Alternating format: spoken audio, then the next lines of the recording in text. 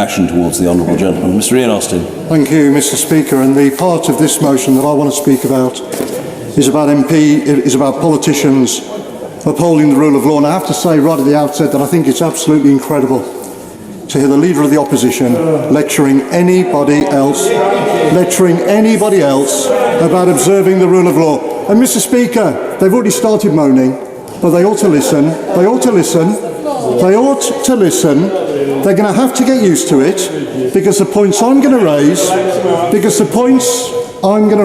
in this debate are the questions they're going to have to answer in an election campaign, and they're going to have to explain to their voters and their constituents and the people of this country why they think someone with an appalling record like the Leader of the Opposition is fit. Well, the honourable lady behind me asked why I don't go and sit somewhere else. I'm sitting here. I'm standing here. Well, I'll explain why. You don't have the permission. Well, I'll explain why. I'm standing here because I was elected. Well, because I think. Order and main. We are having incredible difficulty hearing the honourable gentleman, who is making a very powerful speak, because he's being barracked. I did wish to be unkind to the honourable lady, but she's not entirely averse to making loud noises from a sedentary position. So, although I appreciate her importance, contribution on this, I think I'll make the judgment myself if she doesn't mind. I'm deeply obliged to her. Ian Austin. Speaker, the more they interrupt, the longer it'll take. But I'm going to make the points. And the reason I haven't moved is because I didn't leave the Labour Party to join another party. I left the Labour Party to shine a spotlight on the disgrace it's become under his leadership, and because I regard myself as proper, decent, traditional Labour, not like the extremists who've taken over this party and are dragging it into the mud. And that's the point I'm going to make in this debate. And I want to say this.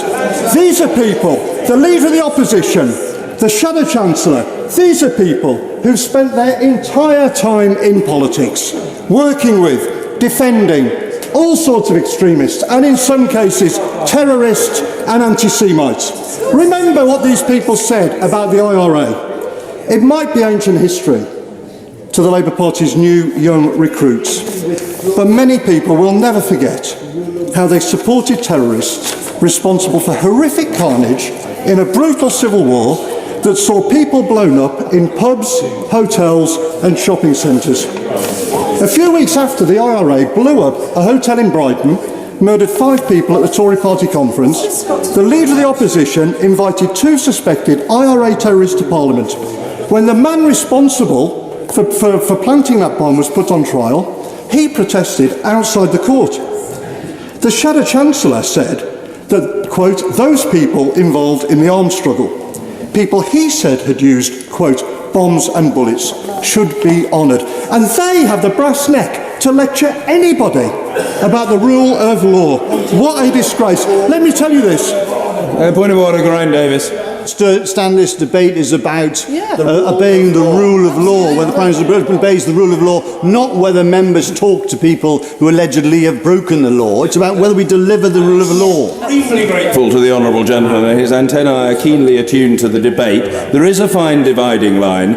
The honourable gentleman is dilating on the broad theme of disregard bordering upon contempt for the law. If I think he has elided into a wholly different subject, then I will always profit by the honourable gentleman's counsels. But for now, he's all right. Just. But I do warn the honourable gentleman that I hope his speech tonight, given that many other people wish to contribute, is not going to be as long as the speeches he used to deliver at the Students' Union at the University of Essex 36 years ago, when we jousted together. It needs to be shorter. Mr. Ian Austin. Well, Mr. Speaker, my speeches then were a lot shorter than yours. Well, that may be, but what I would say to the honourable gentleman is that by common consent, mine were considerably better. Mr. Ian Austin. Well, I'm not going to argue that point, Mr. Speaker. But look, this is a debate about whether politicians can be trusted to obey the rule of law. And there's not a single Labour figure in the past, not a single one, who would have backed violent street protest, as the Shadow Chancellor did, when he called for, quote, insurrection to bring down the government, or praised rioters who he said had kicked the SHIT out of the Conservative Party's offices, or talked, well, she might not want to hear it, but I tell you this. Well, I'm not going up. Well, I've explained why I'm not going over there. But I tell you this.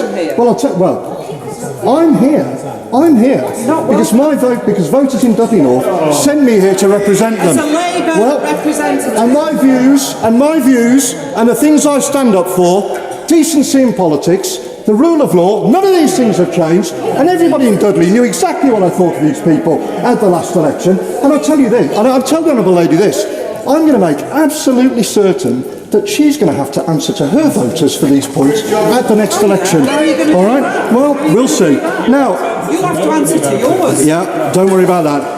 And no other senior figure in the Labour Party's history, would have joked about lynching a female member of Parliament. Absolutely. They don't believe in the rule of law abroad either, Mr. Speaker. They always back the wrong side, whether it's the IRA or Hamas and Hezbollah, who they describe as friends. No previous Labour leader would have supported brutal totalitarian dictatorships like the ones in Cuba or Venezuela that have absolutely no regard whatsoever for the rule of law, and no previous Labour leadership would have allowed a party with a proud history of fighting racial prejudice to have been poisoned by racism, which is what's happened under these people. Racism against Jewish people, to the extent that members have been arrested on suspicion of racial hatred, that the party itself has become the first in history to be investigated under equalities laws by the Equalities and Human Rights Commission. These people and the people around them are a million miles away from the traditional, mainstream, decent politics of the Labour Party. They have poisoned what was once a great party with extremism. They cannot be trusted with the institutions that underpin our democracy. They are completely unfit to lead the Labour Party, let alone our country. Geraint Davis.